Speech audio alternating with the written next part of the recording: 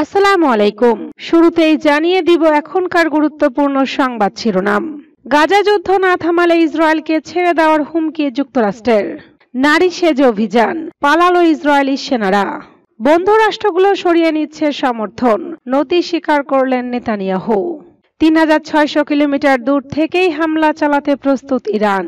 চাপের মুখে ইসরায়েল, চারিদিক থেকে ঘিরে ধরেছে ২২ দেশ। এবার কি থামবে আগ্রাসন? আকাশপথের পর এবার সমুদ্রপথে ইসরায়েলকে অবরোধের ঘোষণা ইয়েমেনিদের। শুনছিলেন সংবাদ শিরোনাম, এবার বিস্তারিত।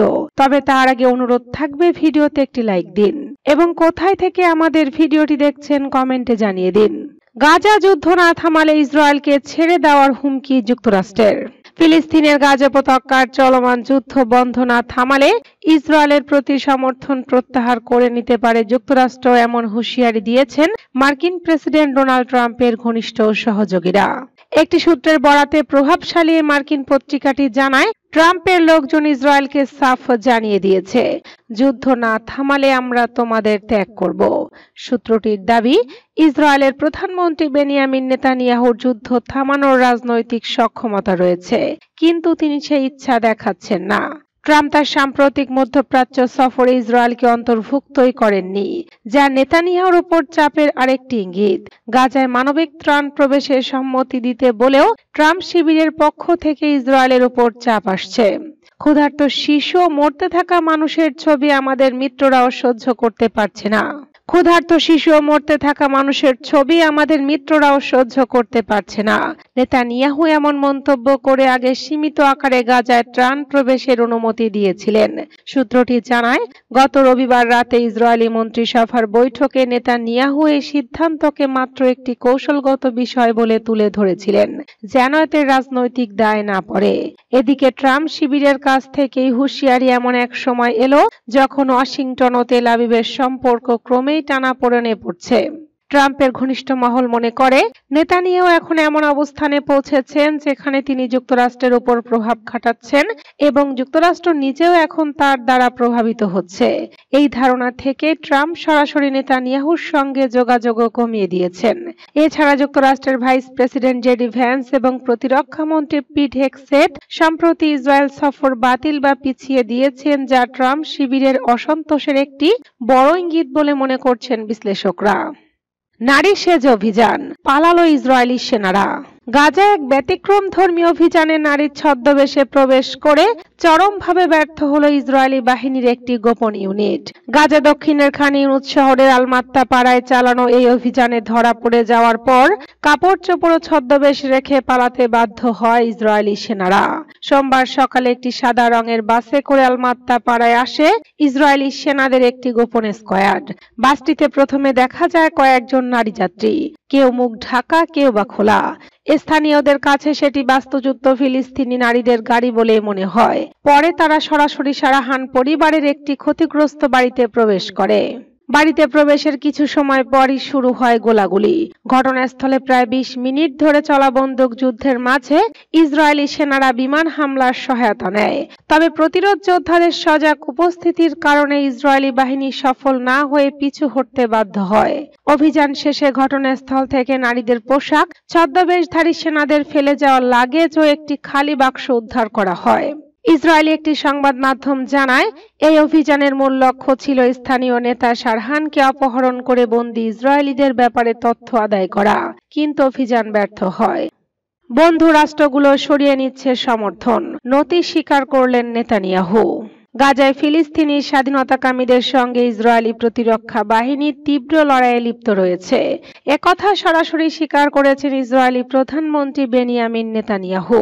এর মাঝেই তিনি ঘোষণা দিয়েছেন, পুরো গাজা উপত্যকার নিয়ন্ত্রণ ইসরায়েলের হাতে নেওয়ার পরিকল্পনা চলছে। নেতানিয়াহু বলেন, হামাসের প্রতিরোধ সত্ত্বেও ইসরায়েল ধাপে ধাপে গাজার প্রতিটি অঞ্চল নিজেদের নিয়ন্ত্রণে নিয়ে আসবে। তিনি যুক্তি দেন, হামাস যাতে মানবিক সহায়তা লুট করতে না পারে তা নিশ্চিত করতেই পুরো গাজা আমাদের দখলে নিতে হবে। এটাই আমাদের যুদ্ধ এবং বিজয় পরিকল্পনা। তবে যুদ্ধ পরিস্থিতি যে জটিল হয়ে উঠেছে তা অকপটে স্বীকার করেছেন তিনি।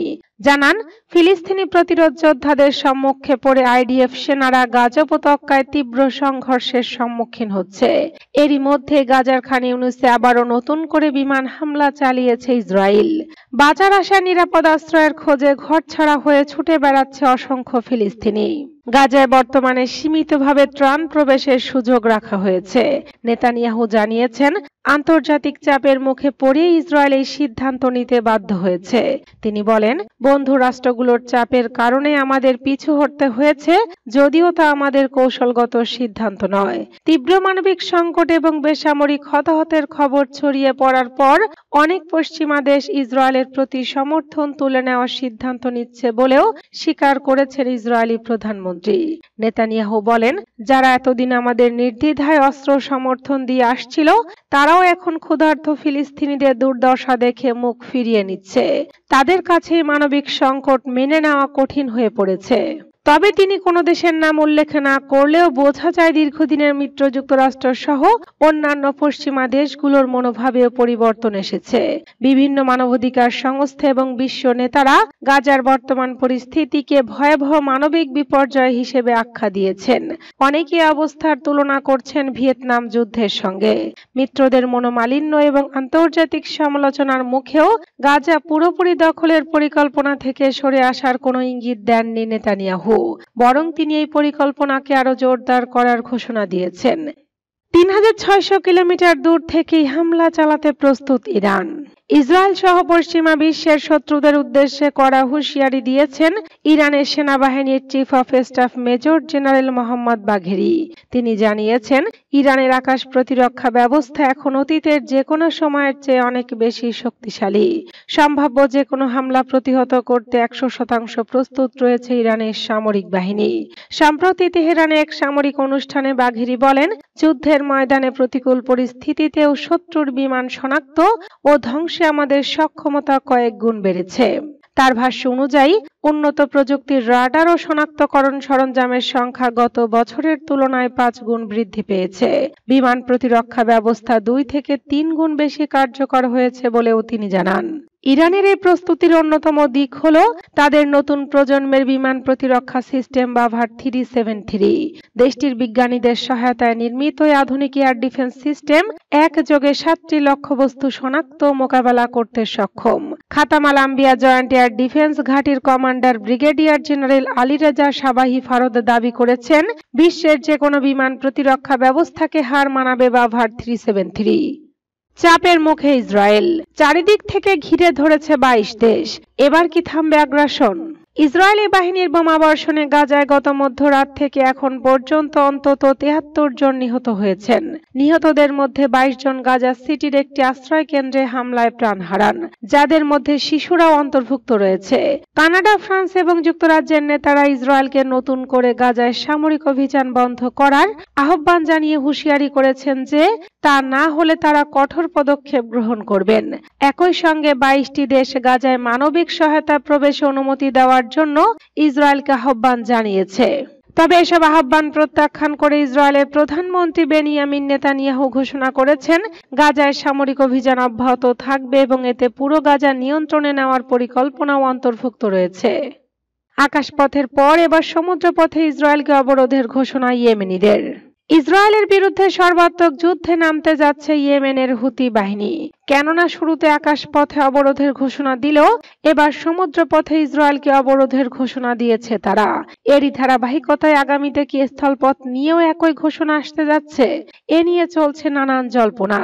ইসরায়েলের আকাশপথ অবরোধের ঘোষণা দেওয়ার কয়েকদিনের মাথায় এবারে দেশটির আন্তর্জাতিক সমুদ্র বন্দর হাইফাকে অবরোধের আওতায় আনার কথা জানিয়েছে ইয়েমেনি যোদ্ধারা। ১০ মে এক ভিডিও বার্তায় গোষ্ঠীর মুখপাত্র ইয়াহিয়া সারি এখন থেকে সমুদ্রপথে চলাচলকারী কোনো জাহাজকে হাইফা বন্দরে না ফেরার জন্য আগাম সতর্কতা জানান। কেননা এটিকে হামলার লক্ষ্যবস্তু হিসেবে চিহ্নিত করা হয়েছে, ফলে যে কোনো সময় এখানে হামলা চালানো হবে।